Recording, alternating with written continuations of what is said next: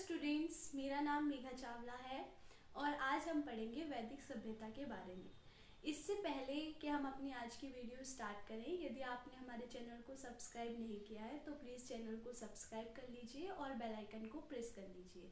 इससे पहले हमने सिंधु सभ्यता पढ़ा था और आज हम पढ़ेंगे वैदिक सभ्यता के बारे में। तो वैदिक सभ्यता की जो खोज है उसका श्रेय किसे जाता है? उसका श्रेय जाता है आर्यों को, जिसका अर्थ क्या होता है? जिसका अर्थ होता है श्रेष्ठ। वैदिक सभ्यता हमारी कैसी सभ्यता है? वैदिक सभ्यता हमारी ग्रामीण सभ्यता है। इससे पहले हमने पढ़ा था सिंधु सभ्यता के बारे में, तो वो हमारी कैसी सभ्यता थी? वो हमारी नगरीय सभ्यता थी। वैदिक सभ्यता को हमने दो भागों में बांटा है, ऋग्वैदिक काल और उत्तर वैदिक काल।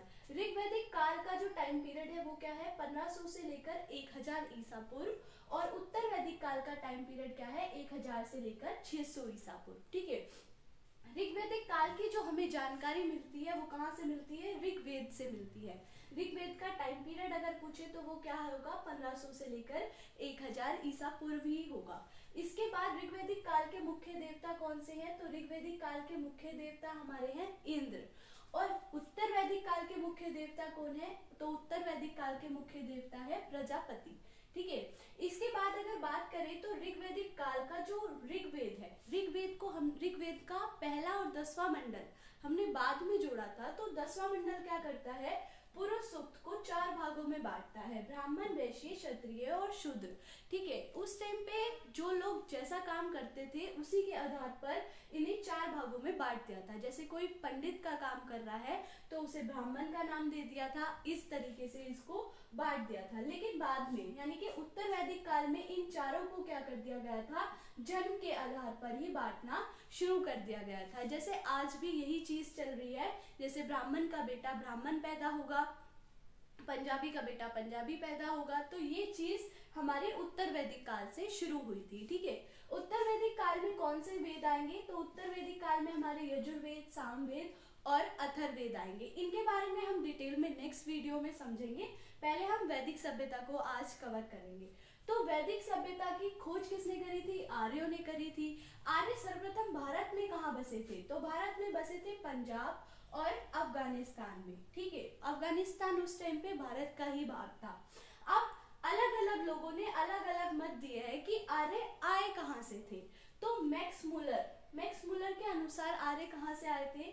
मैक्स मुलर के अनुसार आए थे मध्य एशिया से। आप याद रख सकते हो, माँ से ही मैक्स मुलर है और माँ से ही क्या है? मध्य एशिया है। इसके बाद डॉक्टर संपूर्णानंद के अनुसार कहाँ से आए थे? ओल्पस पर्वत से आए थे। ठीक है। नंद लोग कहाँ पर रहते हैं? जो भी नंद होते हैं यानी कि पंडित वगैरह, ये लोग कहाँ जाते हैं? पर्वत पे जाते हैं। तो आप याद कर सकते हो, डॉक्टर संपूर्णानंद के अनुसार आर्य आए थे ओल्पस पर्वत से। ठीक है। बाल गंगाधर तिलक के अनुसार कहाँ से आए थे? तो तिलक के अनुसार आए थे आर्कटिक पर्वत से।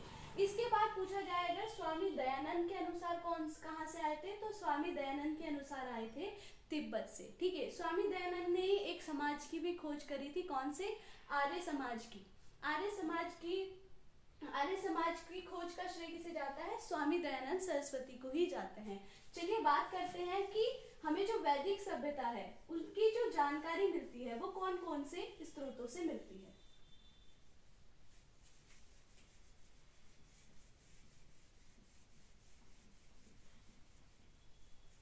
जो हमारी वैदिक सभ्यता है इसकी जो हमें जानकारी मिलती है, तो जानकारी हमें 2 स्रोतों से मिलती है। एक होता है पुरातात्विक स्रोत,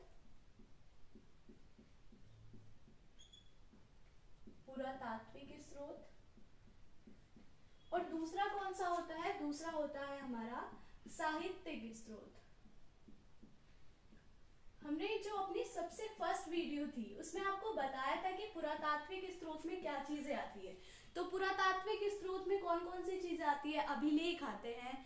तो जमीन के नीचे गड़ी हुई जितनी भी चीजें हैं वो किस में आएगी? पुरातात्विक स्रोत में आएगी। तो पुरातात्विक स्रोत में हमारे वैदिक सभ्यता में 2 अभिलेख है। कौन कौन से?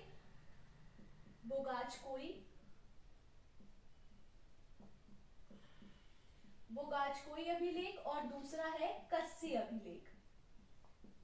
अब इससे हमें क्या पता चलता है?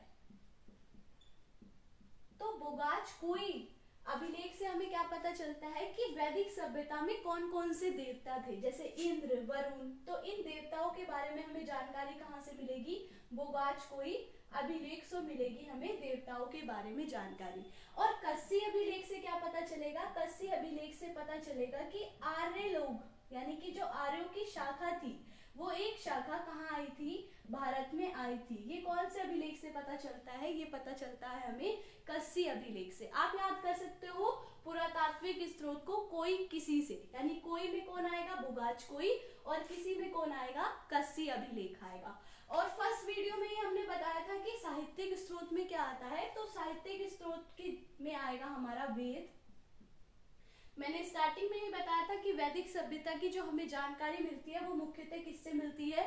वेद से मिलती है। वेद और उपनिषदों से हमें जानकारी मिलती है वैदिक सभ्यता के बारे में। ठीक है, इतनी बात आपको क्लियर होगी आई होप। अब वैदिक सभ्यता की जो और बातें हैं वो जानते हैं।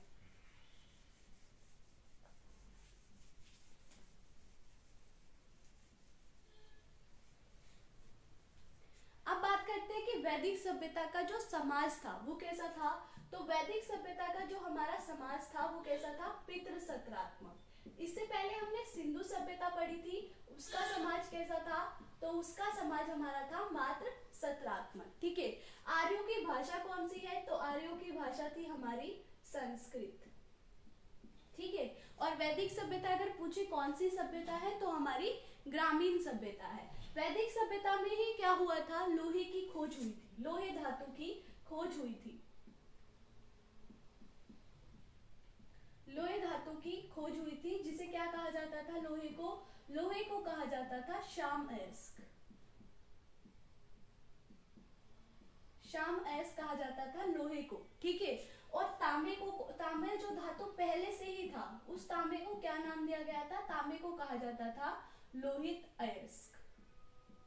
याद रखना कि लोहे में लोहित अयस्क नहीं आएगा, लोहे में कौन सा आएगा? शाम अयस्क आएगा, और तांबे में कौन सा आएगा? लोहित अयस्क आएगा। ठीक है, तो ये हमारा मेन चीज थी वैदिक सभ्यता के बारे में। आई होप आपको ये चीज क्लियर हो गई होगी। एक क्विक रिवीजन कर लेते हैं। वैदिक सभ्यता को दो भागों में बांटा गया था, ऋग्वैदिक काल और उत्तर वैदिक काल। ऋग्वैदिक का टाइम पीरियड था 1500 से 1000 ईसा पूर्व, और उत्तर वैदिक काल का टाइम पीरियड था 1000 से 600 ईसा पूर्व। ऋग्वैदिक काल में हमारा ऋग्वेद आएगा।